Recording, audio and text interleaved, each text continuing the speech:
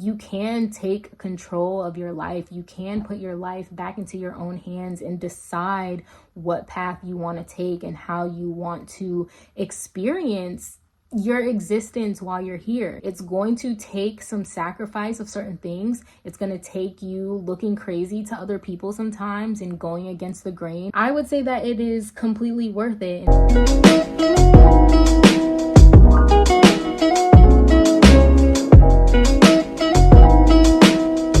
Much love and welcome back to my YouTube channel. I am Woman of the Womb, and today I am going to be sharing with you how we took a cross-country road trip across the United States as a family of 5 on a budget. But before we jump into that, make sure you hit that subscribe button and click the bell icon so that you can be notified when we drop new videos. So if you follow me on any of my other social media accounts, then you know we are a homeschooling family. We are also a traveling family. We're very adventurous. We like to do a lot of things that most people wouldn't normally do.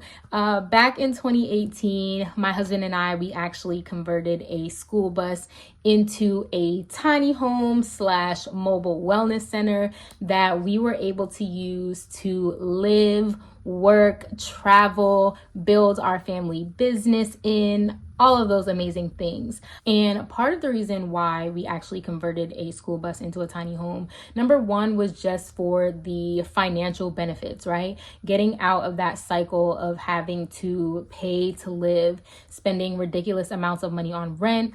We both had our own debts at that time that we were like, okay, we got to figure out a way to handle this, right? To get a handle on this. And we also knew that we wanted to create a different lifestyle and a different experience for our children growing up. For me, I actually grew up traveling, and that is something that I wanted to continue to do, even if I had children. But I also knew that I wanted to homeschool. I knew that I wanted to work for myself. I didn't want to have to spend so much time away from my children and away from my family.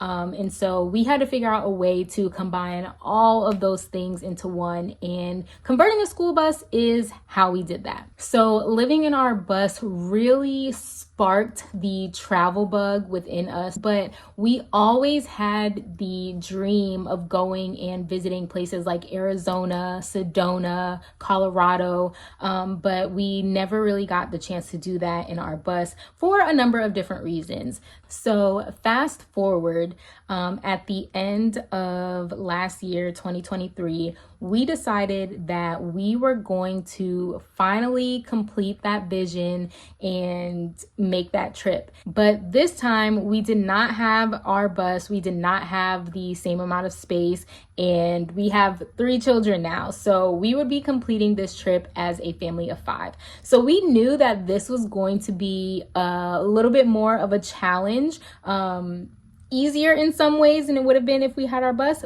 but more challenging in other ways. But we did it, and I'm going to share with you how we were able to do so on a budget as a family of 5 in nothing but our Ford Escape and our tents, okay?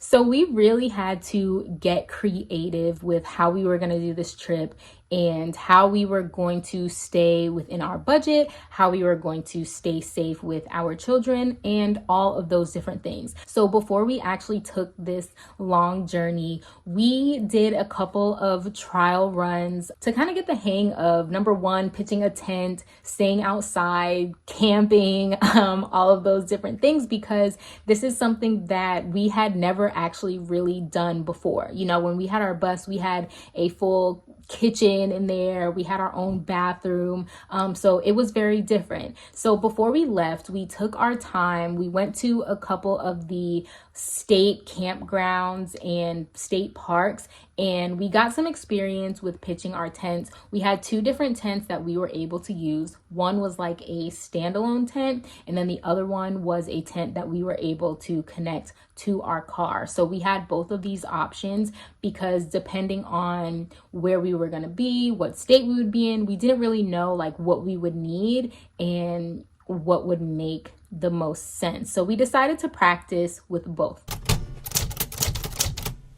The reason why we decided to travel in just our car and our tents is obviously number one, because it was more affordable to do so that way. But number two, we really do spend a lot of time in nature. So we wanted to have that experience as well of being in nature, staying away from the cities, and having that type of quiet time and reflective time. And then also, before we had even left to go on this trip, right, when we were kind of like planning things out and budgeting and seeing how we wanted to do it, when we were staying local, we actually did end up staying in a couple of different hotels. And our experience with those hotels, it just, from bed bugs to just the quality of service and all of those different things. After we had a couple of negative experiences, we were like, you know what? Scratch the hotel idea. We are just going to focus specifically on campgrounds. And then eventually that even tied into the national parks, as well as the BLM land that they have here, especially out west. Back when we had our bus, we had heard a lot about BLM land and how you could go and boondock. And so it was just something that we really wanted to do and that we really wanted to experience and complete that vision that we just didn't get to do when we had our bus. So that was another reason why we decided to do it this way. Since our days in the bus, Love's was the number one gas station that we would always use. This video is not sponsored by them. However, whether you are a digital nomad, you just like taking simple weekend trips, or you're planning a road trip for you and your family, then I highly recommend getting the Love's Travel Stop app, because number one, they have the showers that you can use, which initially I thought that the showers and stuff were just for truckers, but if you're a traveler and you aren't going to be staying in hotels or whatever, then honestly, I would say 98% of the Loves that we went to had amazing bathrooms. There were only maybe a couple of them that weren't so much on the up and up, but even those I felt super comfortable in, super safe in. They were very clean. The staff was always just super helpful with whatever we needed. And also a lot of them will also have laundry. So initially, we were going to go to laundromats or whatever to take care of our clothing, but obviously that can just be really expensive. And so that is how we were able to keep ourselves and keep our stuff clean while we were on this trip. The bathrooms are huge. They give you 2 hours to shower. So it really worked out for having such a large family and being able to keep up with all of the stuff that we needed. And the app is really great to have because it's going to show you which ones of their locations have laundry, because not all of them do. But it's going to allow you to book your showers ahead of time and all of those things. So I highly recommend getting that and downloading it while you are on your travels. The great thing about the national park system here in the US is that they also have a program that caters to children, and especially homeschool children. So this was really an awesome way for us to continue with our schooling while on the road, get our children excited about the places that we are visiting, allowing them to learn more about the history of these places, about the geography, about the animals, and in the different habitats that we were visiting. So as we were traveling to the different national parks, we were able to get the Junior Ranger booklets for them, and it was a really fun and exciting way to keep them engaged. So as we would visit each of the parks, they would have these booklets and they would get to answer questions, do the drawings, go to different viewings. So at a lot of the parks, they would have free movies or free events, free guides with the park rangers that would teach them different things about the parks. And then at the end of our visit, we were able to take them back to the visitor center, and they would be able to get sworn in as junior rangers. So, they got their cute little hats and they got their badges at each of the parks that we visited, and we got to stamp our passport book. So it was a really fun experience for the entire family, and something that I would highly recommend if you are also a homeschooling family and you're traveling with your child, that you definitely look at the national parks and allow that to be a part of your experience. If you're a traveler and you have any of the national parks on your list, make sure that you also go ahead and get yourself a yearly pass. When we first started out, we didn't get one, but we had visited a couple of parks while we were on our adventures. And luckily, I'm just the type of person who saves my receipts anyway. And by the time that we got to Arizona and we were visiting the Grand Canyon, one of the park rangers asked me like, hey, have you guys been to any of the other parks recently or whatever? And I'm like, yeah, we were just in White Sands the other day. And so what he told me was that if you keep your receipts from the parks that you visited, especially within like the past few months or within that year, and you take them to the park, they will put whatever you have spent towards a yearly pass, and then you just pay whatever the difference is. So that was a huge game changer for us that really changed like the trajectory of the rest of our trip, because now we were able to come and go to the parks like as many times as we wanted to. We were able to have access to like all of the parks that we were going to go to from there without having to pay any more out of pocket. So that is something that I highly recommend if you are traveling and you want to use the national park system as a way to save money and, adventure and like see all of these different things. When we planned this trip, we really had no idea of how much a spiritual journey this would be and how much we were actually going to learn, not just our children, but us as well. Like even as adults, there's so much that we learned, so much that our eyes were opened up to as far as, like politics, or even just like the history of the United States, the history of our ancestors, of our indigenous ancestors. So once we began this trip and we left our home state, we started to realize that we quite literally were following the actual trail of tears. And so that in itself was a really humbling experience, especially because we had the mix of doing something that was somewhat of a luxury, right? Like being able to take our entire family, put them in a car, an air-conditioned car, and drive all the way from one coast to the other, whereas,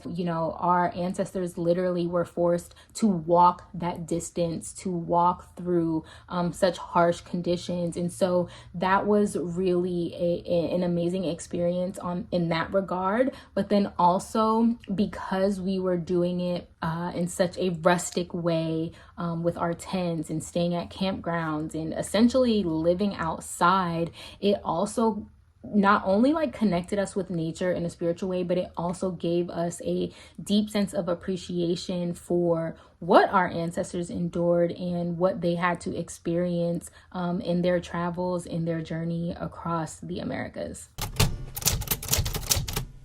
Now, this trip also wasn't just about traveling and adventuring. Part of it was because, we have spent many years living in the state that we are currently in. And for the last year and a half, we've been talking about wanting to move and relocate, but we had no idea where we actually wanted to go. And so we've heard all of these different things about different places and the pros and cons of living there, but I really feel like you don't know a place until you actually go and see it for yourself. And so we wanted to take the time to scope out these different areas, see what it would be like to potentially buy land, to see if living off grid in some of these places was still something that we actually wanted to do, and what all would go into that. So during this time, we actually visited a lot of different places. We got to visit Quartzsite, Arizona, and see where like all of the nomads and RVers and bus lifers would stay during the winter time. So that was a really amazing experience. We also got stuck in the desert as well, looking at some of the land out there, and being able to see these things firsthand really gave us a look at like all of the different potentials and the possibilities of if we had made this decision or that decision, what that would have looked like for us. So it was definitely an eye-opening experience, and like I said, a spiritual experience as well, because it allowed for us to kind of exist in all of these different timelines, right? Of like what our life could have looked like had we taken this route or taken this route or taken that route. So I'm definitely appreciative for that part of the experience as well. Being on a trip like this, you know, we spent 40 days and 40 nights on this trip. And I'm not exaggerating, it really was 40 days and 40 nights in the desert, right? So even that in itself, very spiritual, very prophetic. But with that being said, one of the things that I really got to see firsthand was just how much space and how much land is actually out there. And, you know, we are so conditioned to believe in the concept of overpopulation and all of these different things. But when you go and you travel and you see how much space and how much land is really out there, you start to realize just how much of the population is condensed into these really small areas. And it really proved a lot of our theories correct, you know, for wanting to raise our children outside of these systems, for wanting to homeschool, for wanting to not be directly in the city, and you know, just the amount of peace and quiet and safety that we experienced by being out in the woods and being out in nature. It was a really beautiful thing to be able to witness. And in some ways it did make me kind of sad. Like as we would travel from state to state, there would be these miles and miles and miles of stretches in between each city. But then when you get to the city part, when you have to drive through the city, you realize, number one, that they're really all the same, right? The way they are structured, the way they are set up, the way that they are redlined and divided by race and by financial class, and the poverty that exists within each of these spaces. It's just, I don't even really have the words for it, but it was absolutely an eye-opening experience. And then to think about the fact that we were able to experience this, you know, that we have created a lifestyle that does allow us to be home with our children and take them on adventures such as this one, where a lot of people are still kind of stuck in the same place, in the same mindset, in the same city. It was just very interesting to see, and it really inspired me to continue with the work that we have been doing and sharing our life and sharing our journey with other people and showing them that you can take control of your life. You can put your life back into your own hands and decide what path you want to take and how you want to experience your existence while you're here, you know. And it's going to take some sacrifice of certain things. It's going to take you looking crazy to other people sometimes and going against the grain, right? Like, who would choose to go spend a month and a half like living in their car and living out of a tent just to give their children the experience of seeing the world in this way, and you know, seeing these things like in real life, like visiting the Grand Canyon versus reading about it in a book, and learning that there are indigenous people living at the bottom of the Grand Canyon, which is something that I never even knew growing up, right? We got to visit like the different reservations and all of these indigenous lands and learn about their experience and what happened to them. And, you know, you hear about it in the books and you learn about it in school, but to see it up close and to speak with these people and to see their cultures alive and is just a very different thing. And so, there are a lot of decisions that my husband and I have made in our lives that seem to be very unorthodox and that completely go against the grain. But what we have been able to learn about ourselves and the way that we have been able to connect with each other as a family, I would say that it is completely worth it. And so, I'm just sharing this journey with you all as another reminder that whatever it is you want in your life, you have to go for it. You only have one life to live. And I'm so grateful that we decided, you know what? We're going to go ahead and we're going to do this. This is something we've always wanted to do. We put it off. We talked ourselves out of it for whatever reason, but we finally did it. And what we gained from that trip was so worth it. And I'm very excited to continue sharing our adventures with you. I can't wait to show you where we are going to be venturing to next in our world schooling journey. And with that being said, much love. Until next time.